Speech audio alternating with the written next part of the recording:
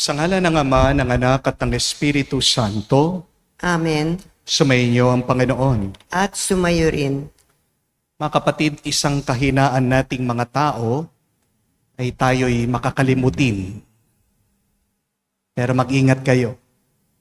Dahil kapag nakakalimutan mo ang mga mahalagang bagay sa ating buhay, diyan tayo nagkakasala, diyan tayo napapalayo sa kalooban ng Diyos.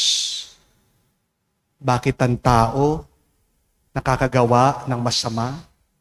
Bakit ang tao nakakapili ng mali? Dahil iniisip niya na hindi siya mamamatay. Dahil iniisip mo, bukas buhay ka pa rin. Kaya naman binabaliwala mo ang kagustuhan ng Diyos. Pero kapatid, tandaan mo, sandali lang ang buhay natin dito sa mundo. Kaya naman, kailangan nating piliing magpakumbaba at gawin natin ang makakaya nating magpakabuti at maging mabuti sa ating mga kapwa. Sa mga pagkakataon na kung saan naging mataas ang ating loob, nagmayabang tayo, nabuhay tayo na wari, walang Diyos. Hilingin natin muli ang awat pagpapatawad ng Panginoon para makita tayo muling karapat dapat makatanggap sa mga banal na misteryo. Inaamin ko Inaamin ko sa makapangyarihang Diyos at sa inyo mga kapatid na lubha akong nagkasala sa isip, sa salita at sa gawa at sa aking pagkukulang. Kaya isinasamo ko sa mahal na Birheng Maria, sa lahat ng mga anghel at mga banal at sa inyo mga kapatid, na ako'y ipanalangin sa Panginoong ating Diyos. kaawaan tayo na makapangyarihang Diyos. Patawarin tayo sa ating mga kasalanan at patnubayan tayo sa buhay na walang hanggan. Amen. Panginoon, kaawaan mo kami. Panginoon, kaawaan mo kami. Kristo, kaawaan mo kami. Kristo, kaawaan mo kami. Panginoon, kaawaan mo kami. Panginoon, kaawaan mo kami. Manalangin tayo. Ama namin makapangyarihan, lingapin mo at kupkupin ang iyong sambayanan. Sapagkat kami mahihinang tao lamang, na pawang babagsak kapag di mo inalalayan. Tulungan mo kaming laging lumayo sa kasamaan at mamalaging tumahak sa landas ng kaligtasan. Sa pamagitan ni Jesucristo kasama ng Espiritu Santo, magpa sa walang hanggan. Amen.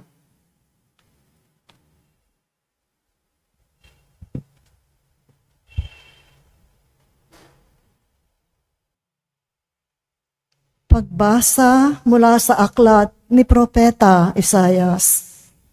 Mga pinuno ng Sodoma, pakinggan ninyo ang sinasabi ng Panginoon.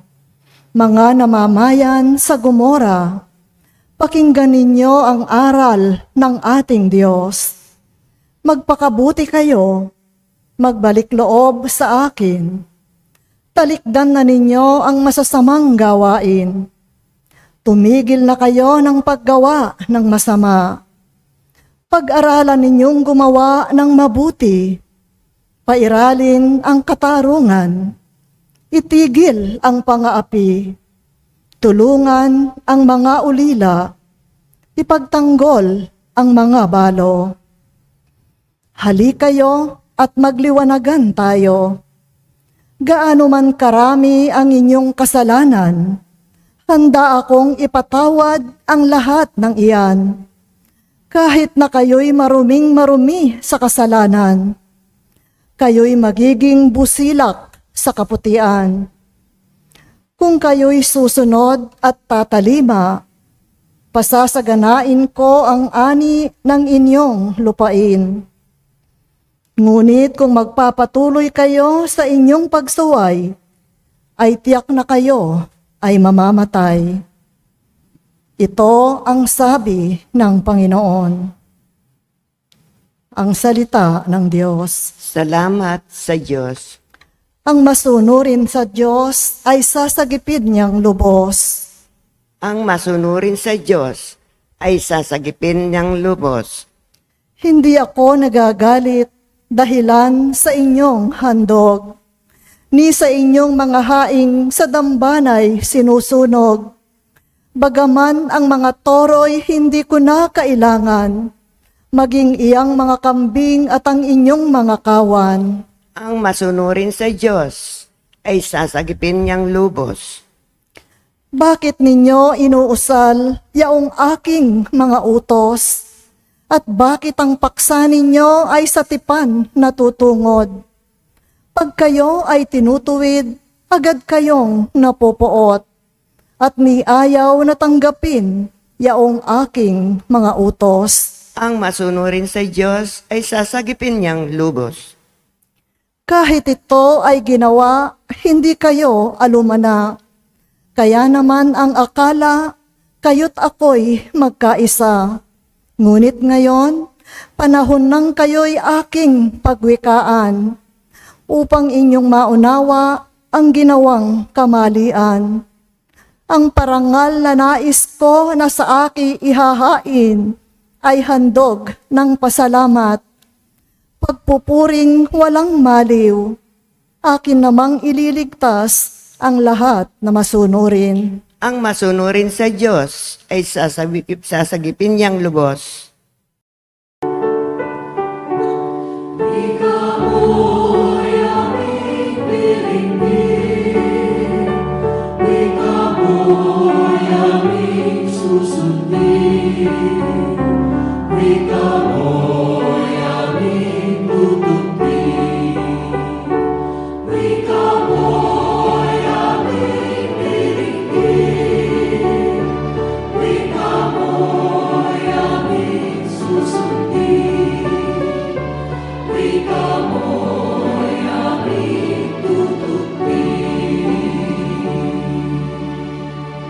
Sinabi ng pong mahal, kasamaan ay layuan, kasalan ay pagsisihan, kayo ay magbagong buhay, magbalik loob na tunay.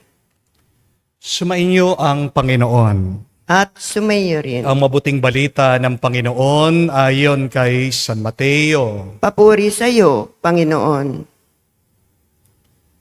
Nung panong yun, sinabi ni Jesus sa mga tao at sa kanyang mga alagad. Ang mga eskriba at mga pariseyo ang kinikilalang tagapagpaliwanag ng kautusan ni Moises. Kaya't gawin ninyo ang tinuturo nila at sundin ang kanilang inuutos. Ngunit huwag ninyong tularan ang kanilang gawa, sapagkat hindi nila sinasagawa ang kanilang pinangangaral. Nagbibigkis sila ng mabibigat na dalhin at pinapapasan sa mga tao. Ngunit ni daliri ay ayaw nilang igalaw upang tumulong sa pagdadala ng mga iyon.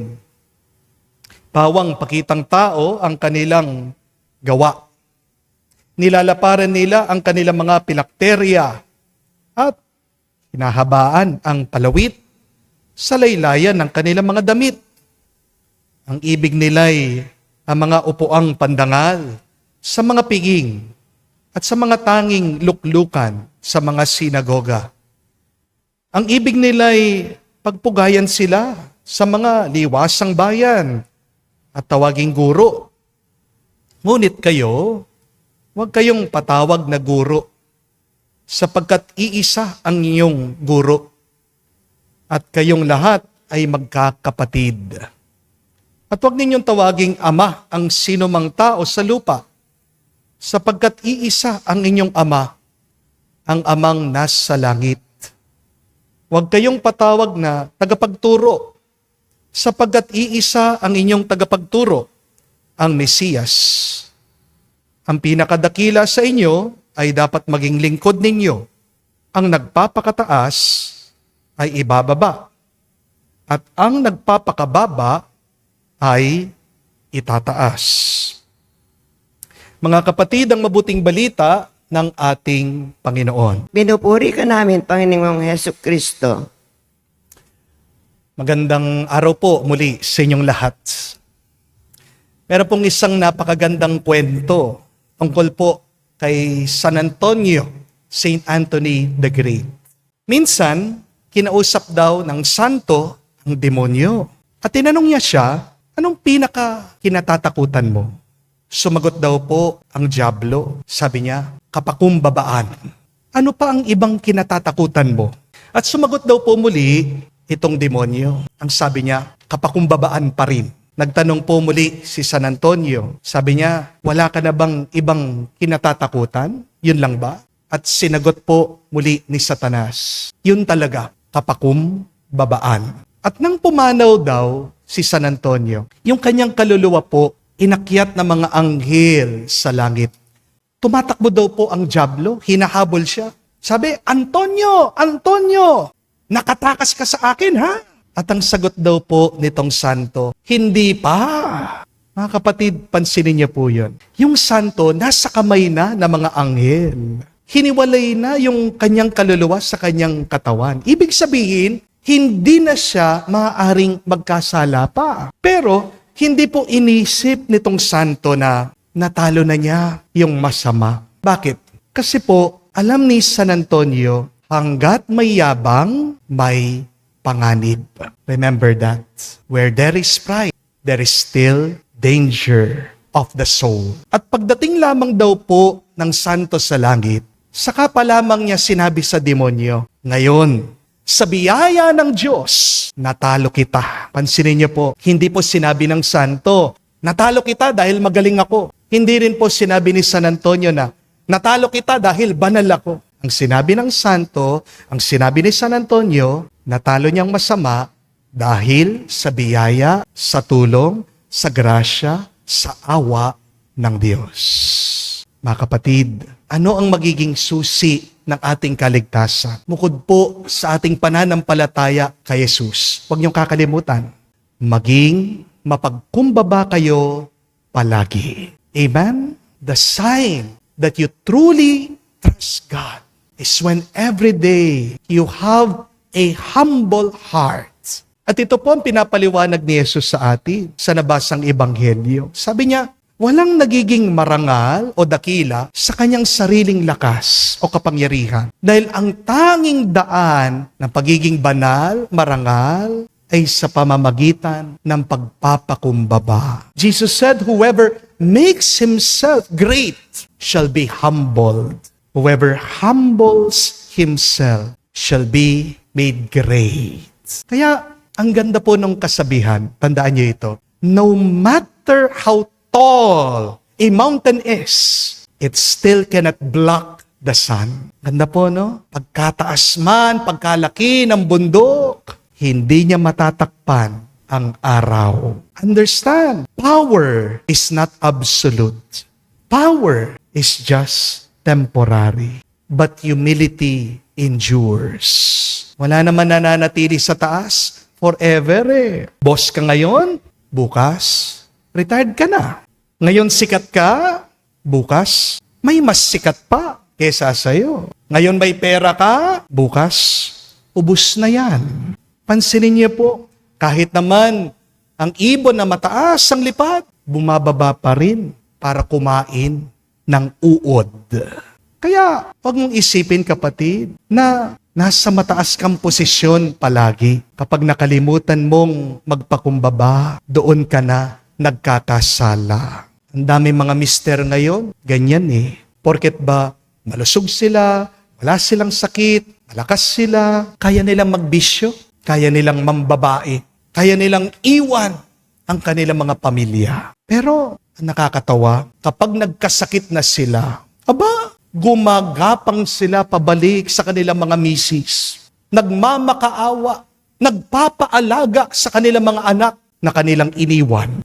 Meron mga ibang tao, dahil lang may pera, akala mo kung sino na. Di po ba? Pero hindi mo masusukat ang iyong pagkatao sa dami ng iyong kayamanan. Amen? Minsan kapag nagmamaneho po ako sa expressway, meron mga iba, mamahalin ang kanilang sasakyan, ayaw nilang nahaharangan. Dahil ba mamahalin ang kanilang mga kotse? Gusto nila palagi, una sila. Makikita mo, kapag nahaharangan sila, bubusinahin ka. Palagi. Ipaplasher ka para lang tumabi-tabi ka. Meron din mga ibang tao, kala mo nakabili ng daan. May sasakyan, wala namang parkingan. Kapag sinita mo, dahil nagbablock ng daanan, kala mo sa kanya yung daan na yon, siya pang galit. Di po ba? Mga kapatid, tandaan natin, ang lakas, ang kapangyarihan, ang kayamanan ng posisyon, panandalian lang yan. Everything is temporary. This is the reason why we should be humble. Unawain niyo po, ang upuan mo ngayon, pinahiram lang yan ng Diyos.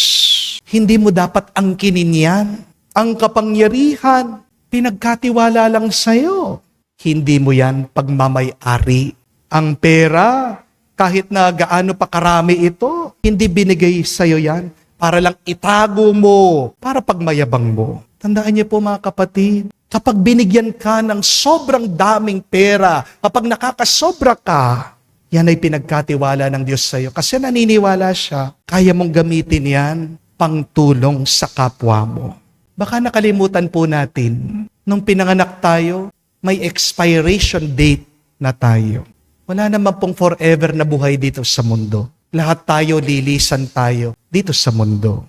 Kaya huwag kang mabuhay. Nakala mo hindi ka mamamatay. Darating ang araw, bababa ka din sa upuan.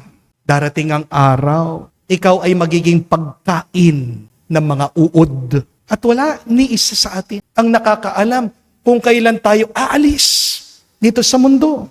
Di po ba? Kaya nga, ang pinakamagandang ugali ay ang pagpapakumbaba. Dahil pinagpapala ng Diyos ang mga may mababang kalooban.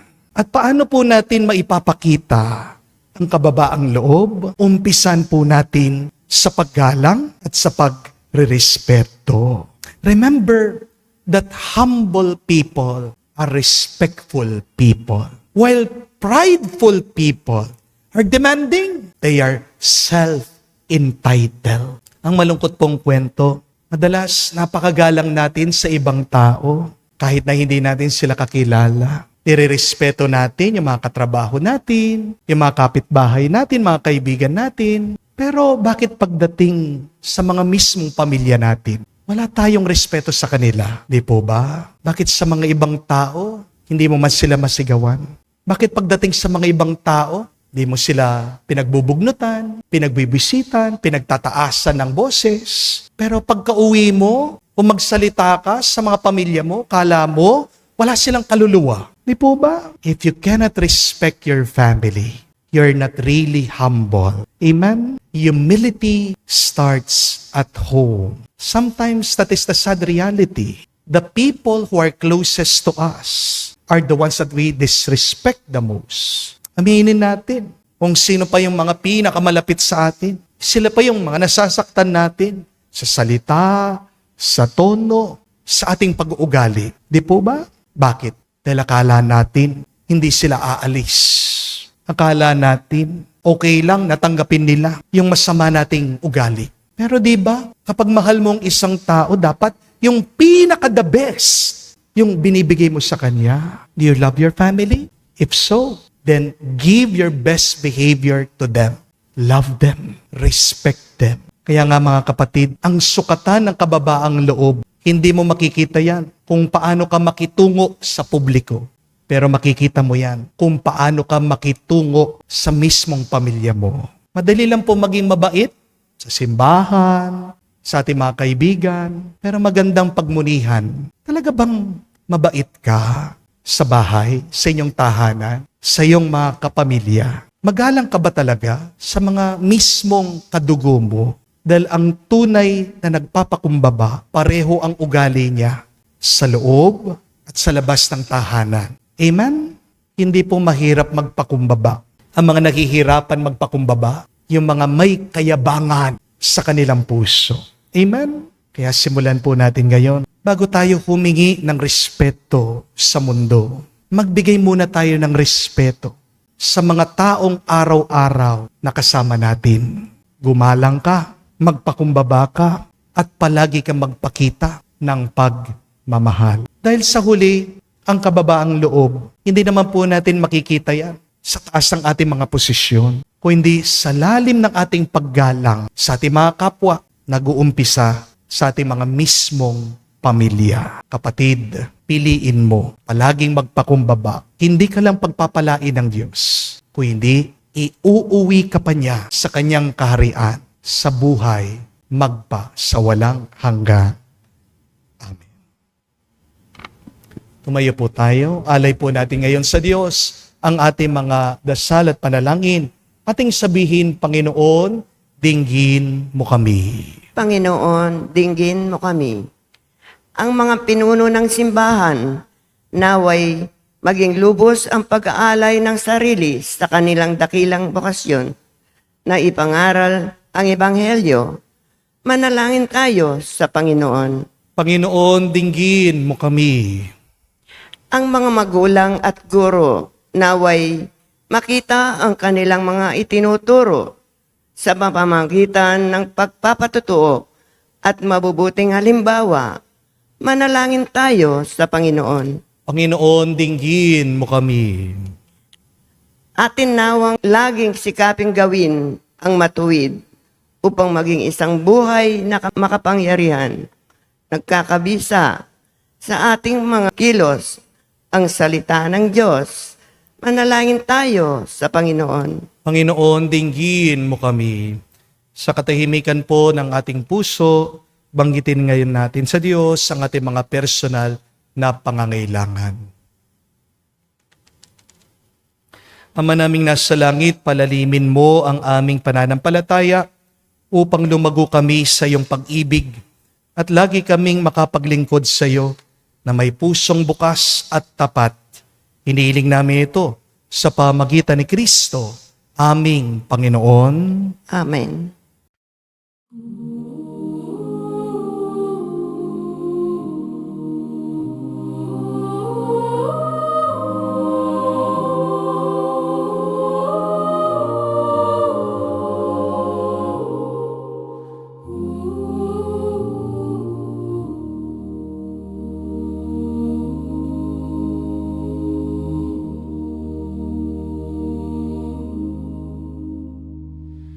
Handog ko, Diyos ko, tanggapin mo na.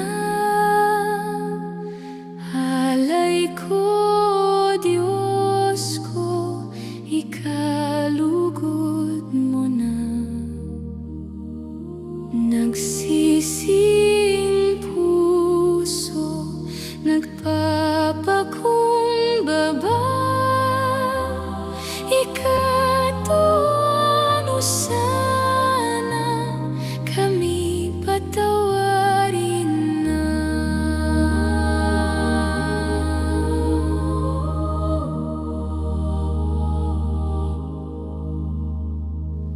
Alay na insenso, hindi ka masaya. Alay ng kataasan, hindi ka tangap-tangap. Handog na mahihirap, galing sa dukha. Sa'yo'y kaya-kaya, sa'yo'y katuwa-tuwa.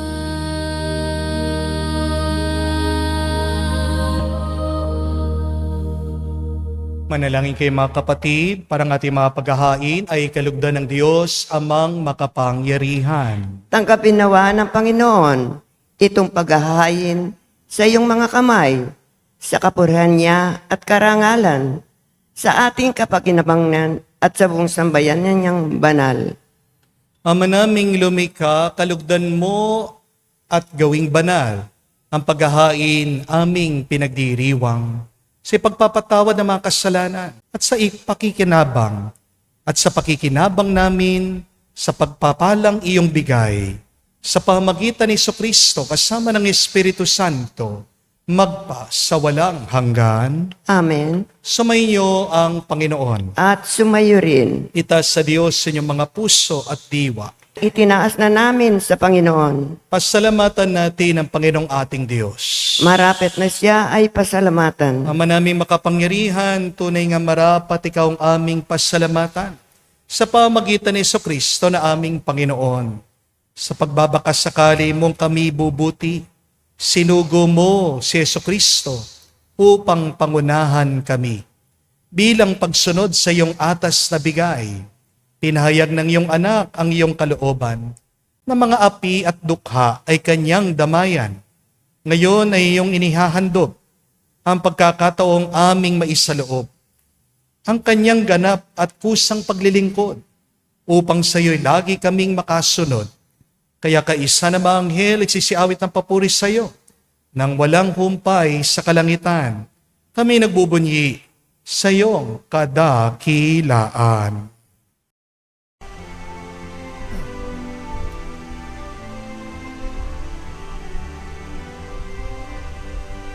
Santo, Santo, Santo, Panginoong Diyos ng mga hukbo, napupuno ang langit at lupa ng kadakilaan mo. Hosana, Hosana, sa kaitaasan, pinagpala ang naparirito sa ngalan ng Panginoon. Hosana, Hosana, sa kaitaasan. Hosana, Hosana, sa kaitaasan.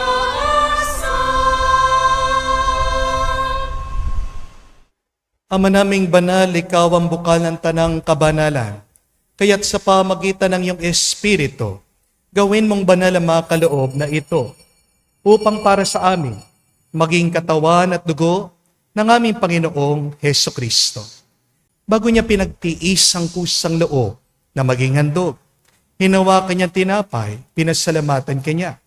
Pinaghati-hati niya iyon, inabot sa kanya malagad at sinabi, tanggapin ninyong lahat ito at kanin. Ito ang aking katawan na ihahandog para sa inyo.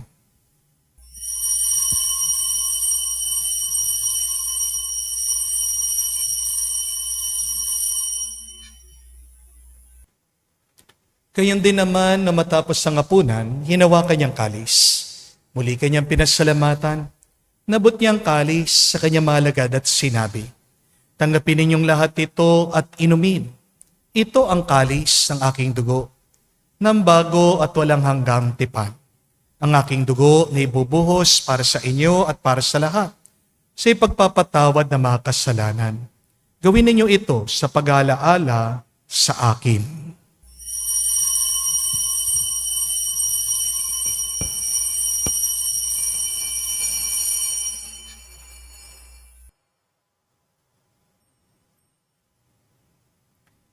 Ang misteryo ng pananampalataya.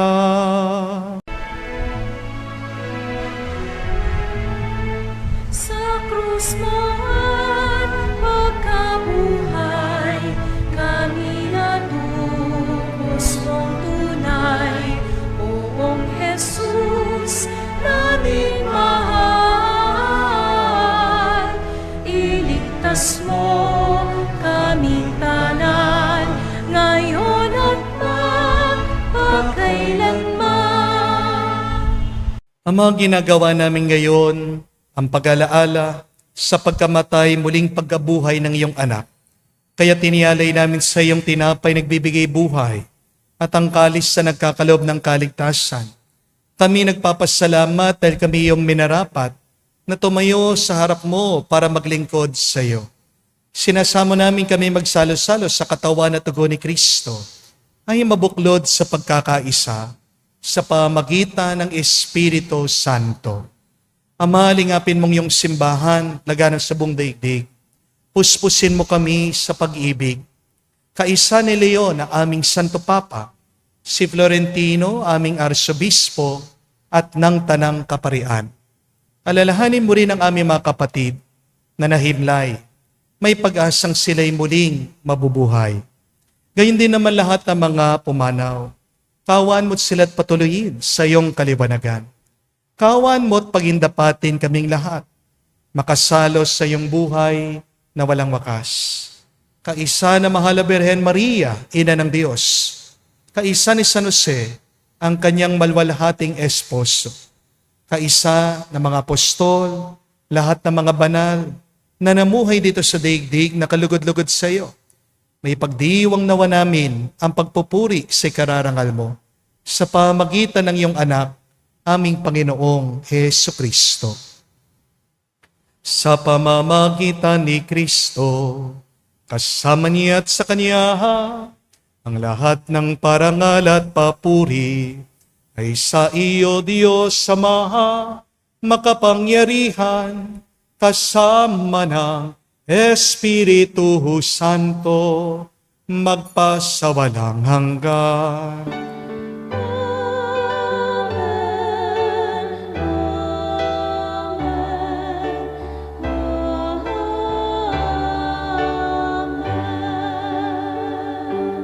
Sa nakagaling na utos sa turo ni Jesus sa Panginoon natin na Diyos, ipahayag natin ang lakas, loob.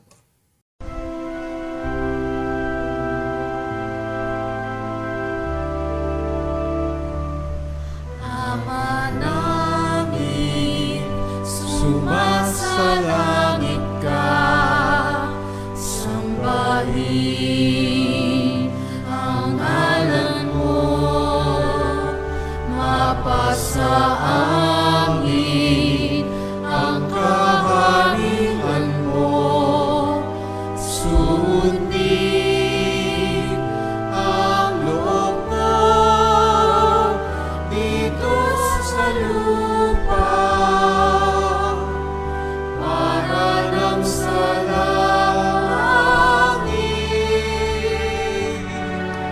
Bigyan mo kami ngayon ng aming kakanin sa araw-araw. At patawarin mo kami sa aming mga sala para ng pagpapatawad namin sa nagkakasala sa amin. At huwag mo po kami ipahintulot sa tukso, at iadya mo kami sa lahat ng masama.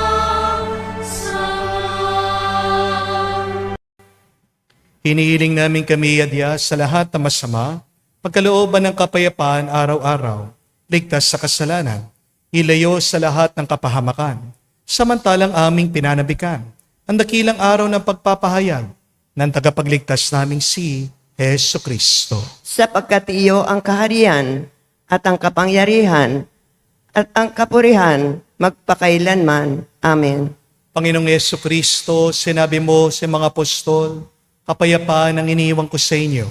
Ang aking kapayapaan binibigay ko sa inyo. Tungayan mo ang aming pananampalataya at huwag ang aming pagkakasala. Pagkalooban mo kami ng kapayapaan at pagkakaisa ayon sa iyong kalooban.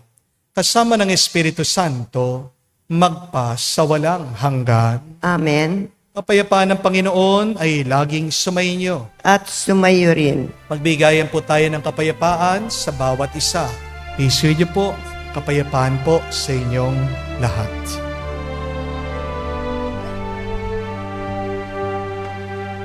Kordero ng Diyos na nag-aalis ng mga kasalanan ng sanlibutan, maawa ka sa amin, maawa ka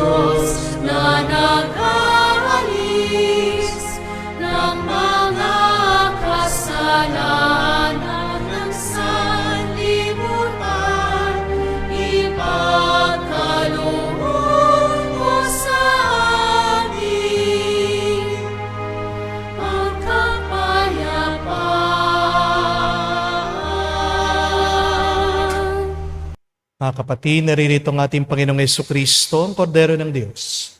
Siya nag-aalis sa mga kasalanan ng sanlibutan. Mapalad tayong lumalapit sa piging ng Kordero. Panginoon, hindi ako karapat-dapat magpatuloy sa iyo, ngunit sa isang salita mo lamang ay gagaling na ako.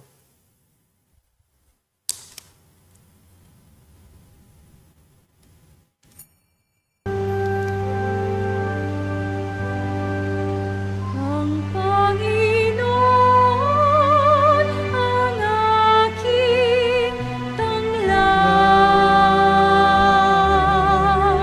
Sa panganib ako'y iingatan.